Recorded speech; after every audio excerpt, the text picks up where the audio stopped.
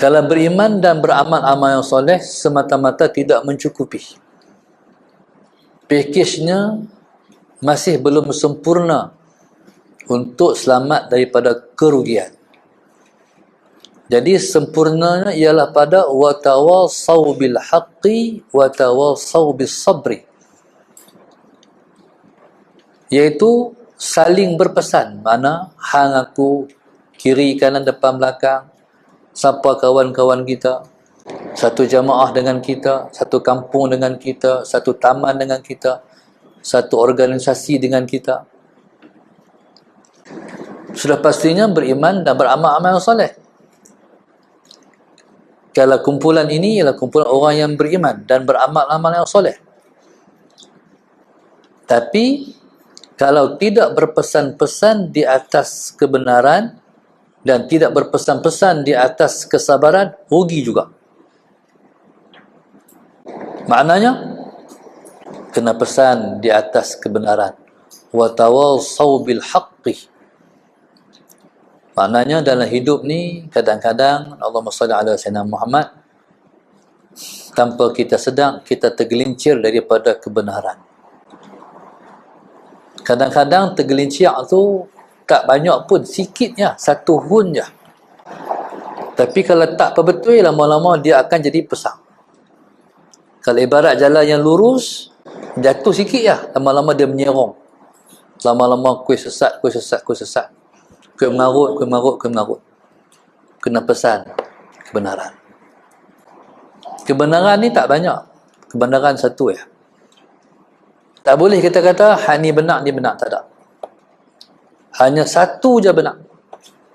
Tentu kata ulama, al-haqqu wahid la yata'addad fabhas anhu bihaqq. Kebenaran itu satu, tidak berbilang-bilang.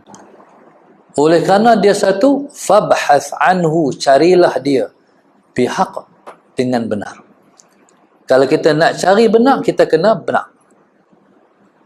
Kalau kita nak cari benar, kita sendiri kena benar. Mana kita kena betul dengan Tuhan untuk cari benar.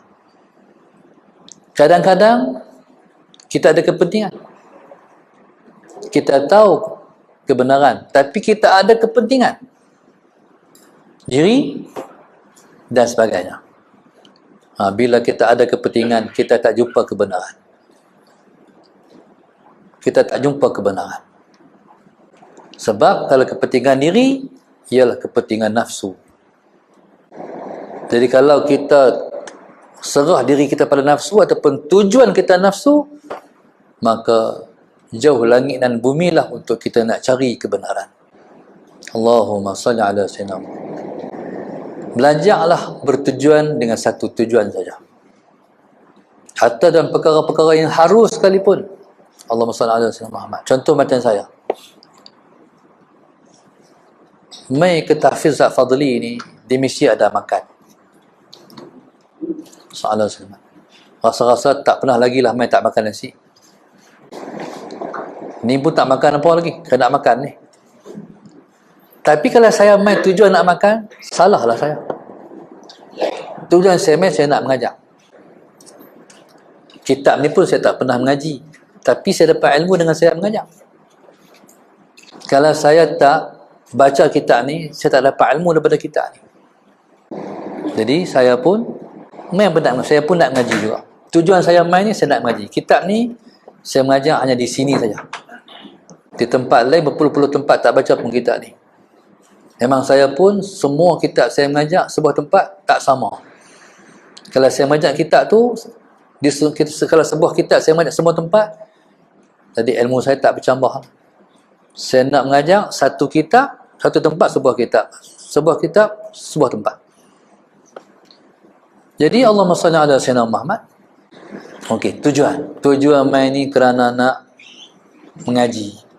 Tujuan main ni kerana nak mengajar. Satu tujuan. Okey. Kalau tujuan dia satu, main kerana tu ya. Orang tak jamu makan tak ada masalah. Orang jamu makan, alhamdulillah. Okey.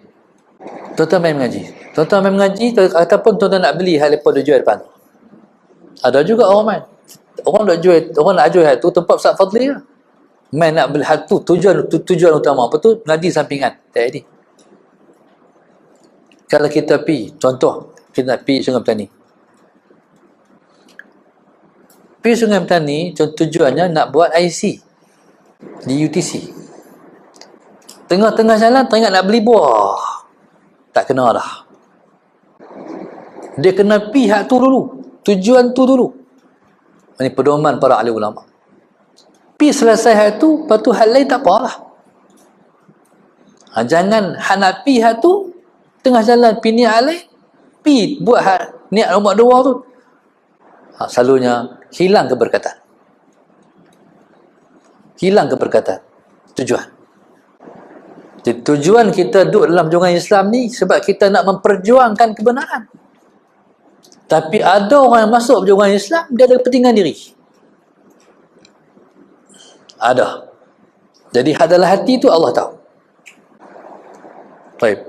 Bila kita duduk dalam jemaah, duduk dalam musrah, kita kena peringat ni.